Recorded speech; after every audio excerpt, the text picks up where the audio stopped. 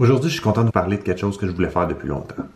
Avec le blog, depuis bientôt 5 ans, j'interviewe des gens de l'industrie du cyclisme, des professionnels, puis je me suis toujours demandé qu'est-ce que je pouvais faire avec ces interviews-là, outre que d'écrire des articles. Avec la technologie récente, plusieurs personnes m'ont écrit et m'ont dit comment c'était des podcasts via Zoom. Donc, je suis content de vous présenter le premier podcast que j'ai fait via Zoom aujourd'hui. Il y en aura beaucoup d'autres qui vont suivre.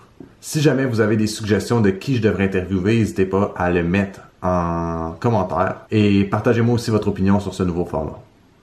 Sur ce, je vous laisse. Merci.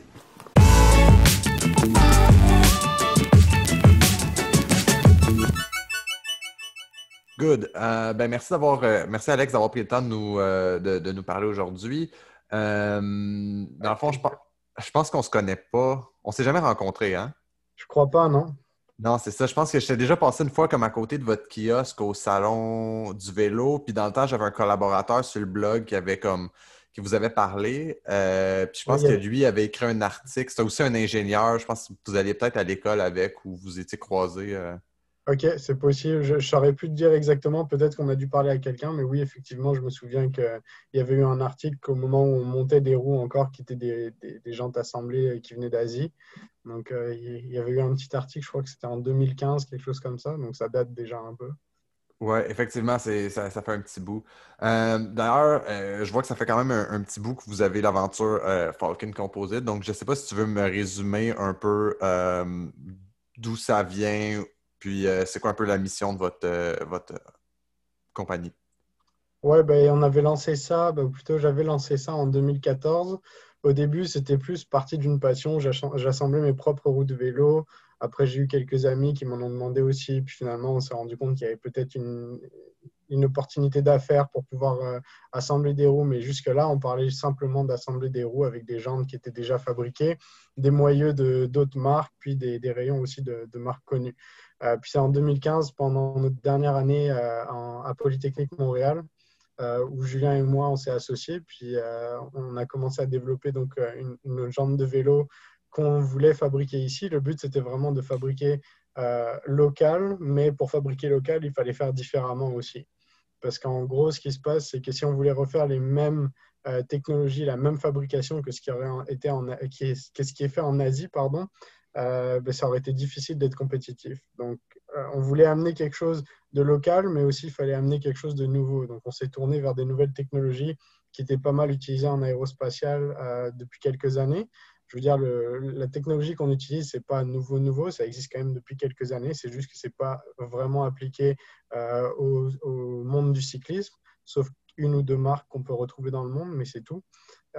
Puis donc, on a développé des jantes de vélo avec des tresses de carbone. Donc, des tresses de carbone, c'est un peu comme des bas que tu peux avoir. C'est vraiment comme une chaussette, en fait.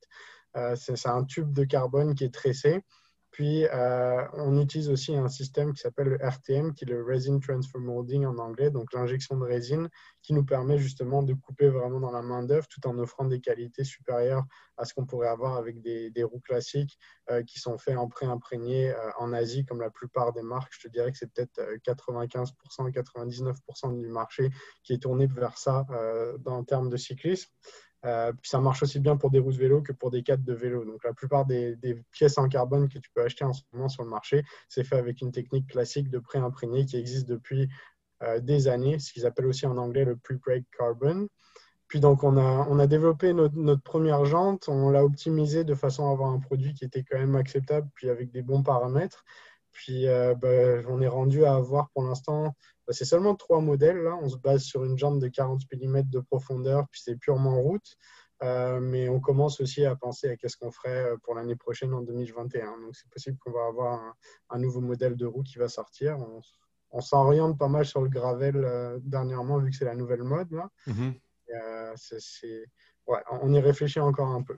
Ouais, je pense que c'est un segment très payant, la gravelle, ces jours-ci. Ah ouais. Euh, Dans le fond, tu m'as parlé de votre façon d'appliquer carbone là, avec Ouais. le tube.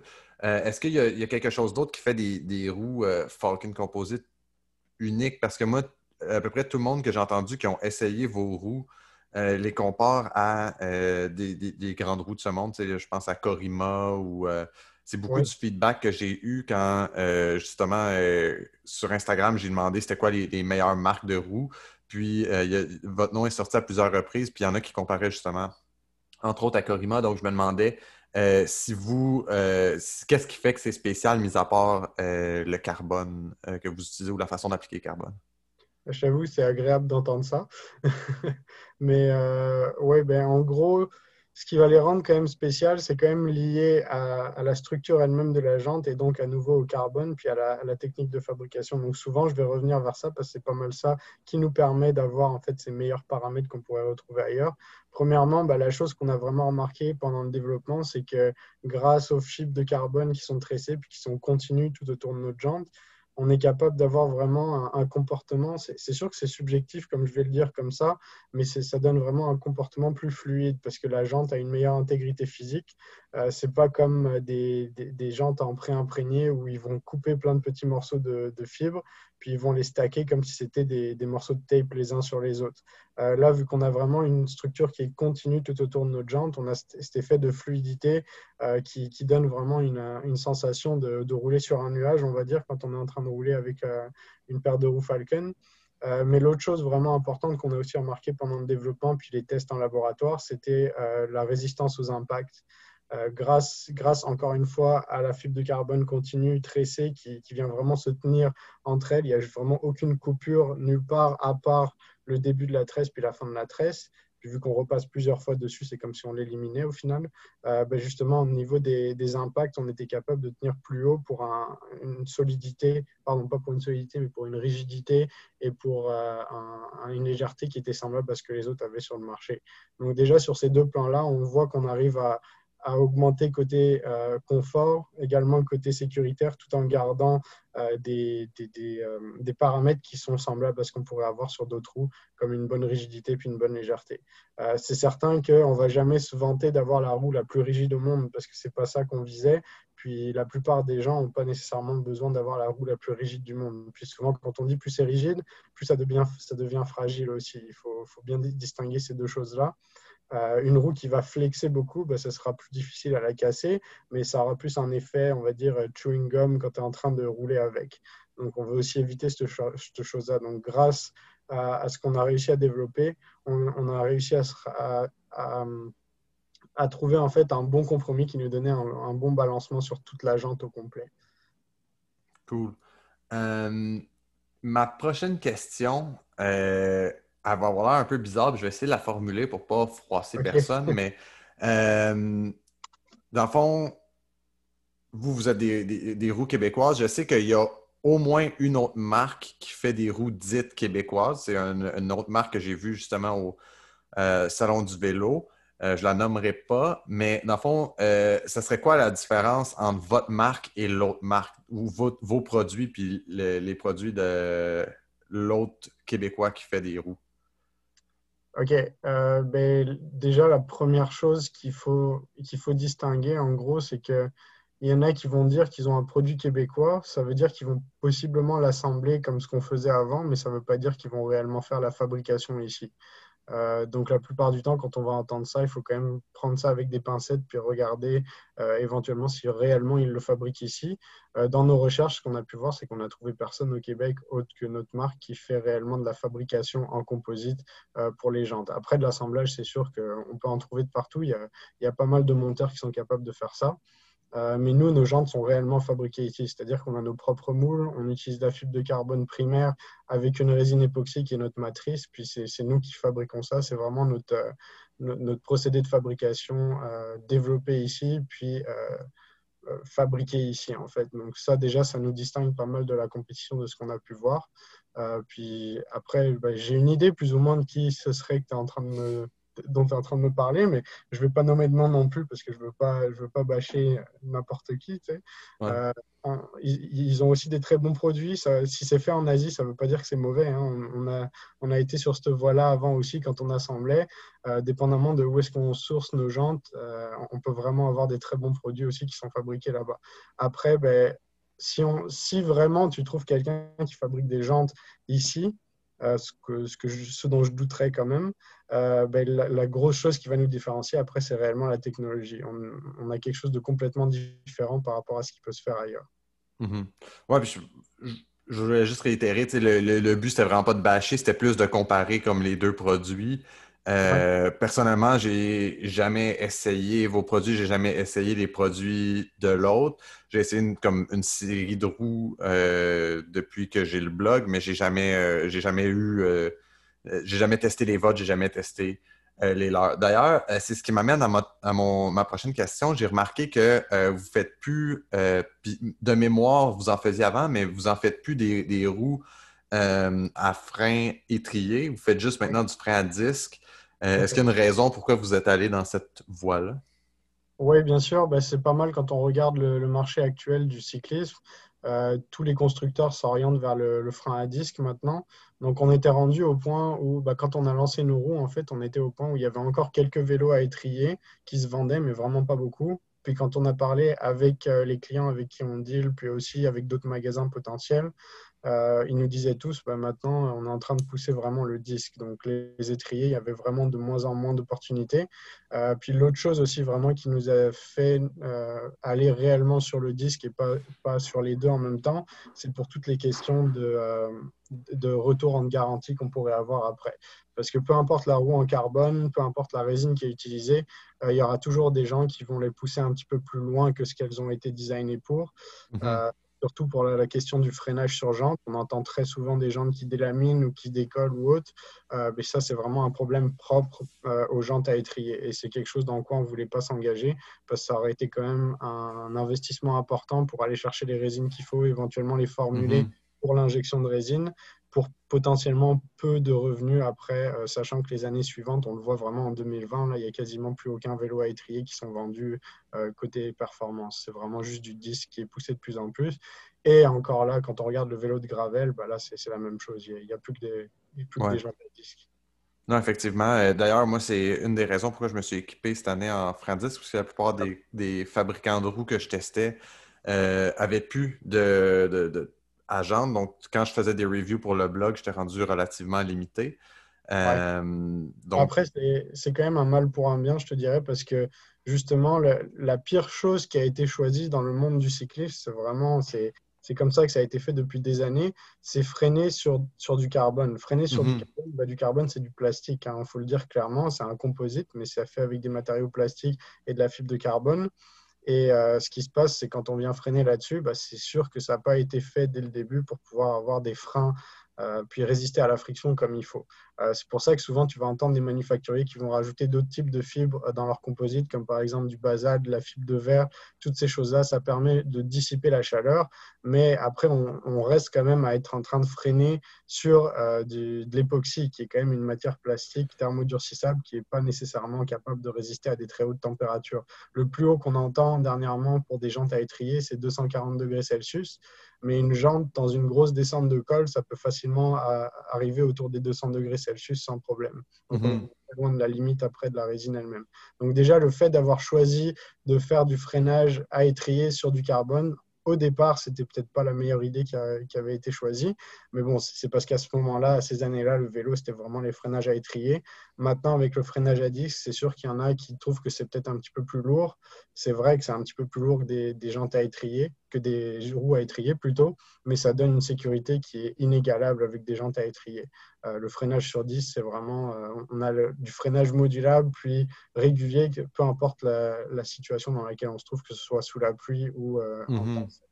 Donc, vu Ouais, que puis je pense que la moyenne des ours aussi fait en sorte que la plupart des cyclistes ont tendance à beaucoup freiner en descente. Tu sais, ouais, c'est pas rare. Je me rappelle, j'étais, je pense, il y a 2 ans au défi du parc de la Mauricie, puis dans la grosse descente, on entendait beaucoup siffler. Puis ouais, ce qui est généralement un précurseur d'un très mauvais signe. Et c'est ça, on entendait siffler, puis après ça, tu te dis, ça fait un bout que ça siffle, fait que c'est pas très bon. Tu sais, c'est pas idéal. Fait que si je pense que effectivement, c'était pas la meilleure des idées. Puis moi-même, étant pas le plus brave, je suis quand même content d'être passé au 10 parce que des fois, je me disais, ah, je freinerai pas, puis j'attendais un peu à la dernière minute, puis j'étais pas nécessairement totalement toujours en confiance dans ok. certaines descentes parce que je voulais pas freiner sur des roues euh, en carbone. Donc, Bah, je comprends ça, t'inquiète pas. Si maintenant, dans le fond, la plupart des lecteurs du blog, ce qui les intéresse, c'est beaucoup les produits. J'ai parcouru un peu votre site. J'ai vu que vous Oui, aviez trois modèles, soit le Faucon 40, le Faucon 40R, puis le Faucon 40R SL. Je ne sais pas si tu oui. veux me décrire chacun des produits. Puis en même temps, moi, ça va me servir parce que je pense bien m'en acheter une paire. Donc, je vais en profiter pour magasiner puis avoir le pro des pros qui me conseille.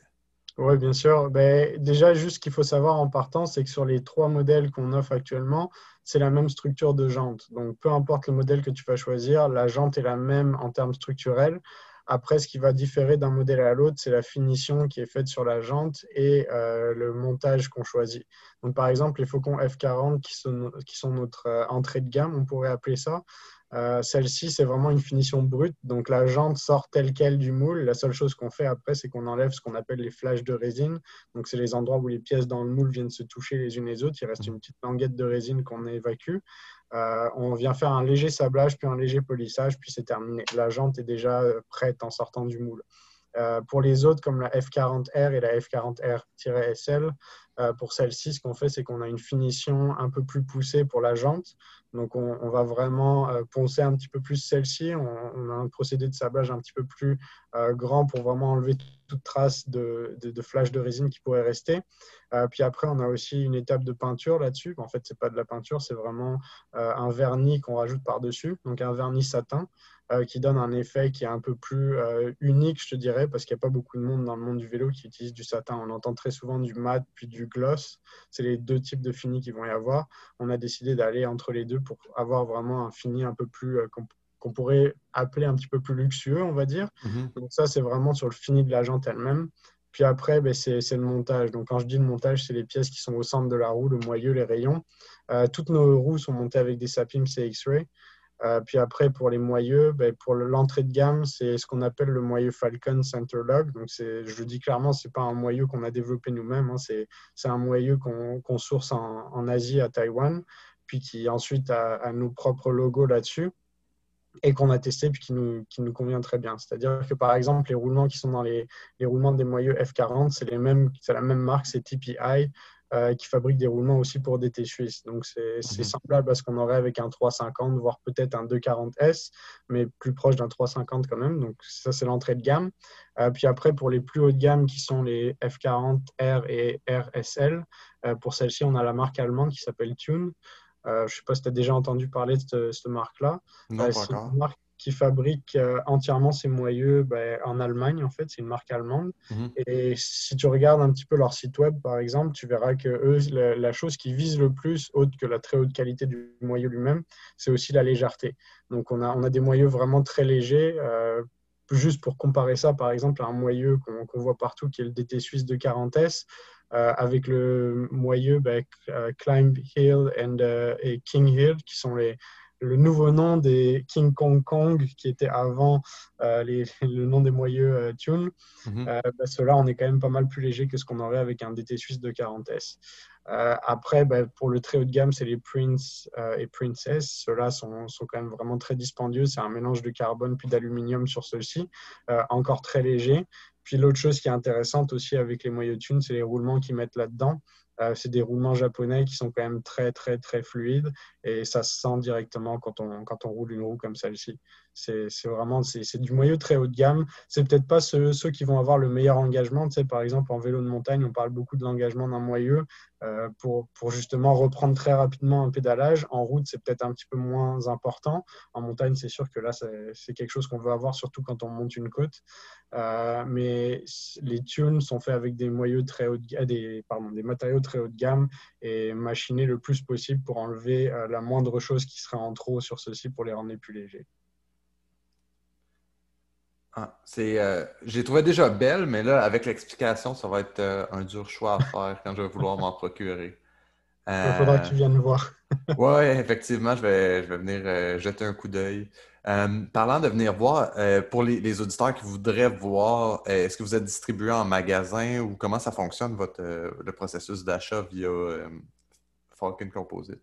Oui, ben, on travaille avec des magasins, mais en fait, on a deux représentants. On en a un au Québec puis un en Ontario. Puis on travaille avec des magasins dans les deux provinces. Puis il y a même un autre magasin en Colombie-Britannique avec qui on travaille aussi.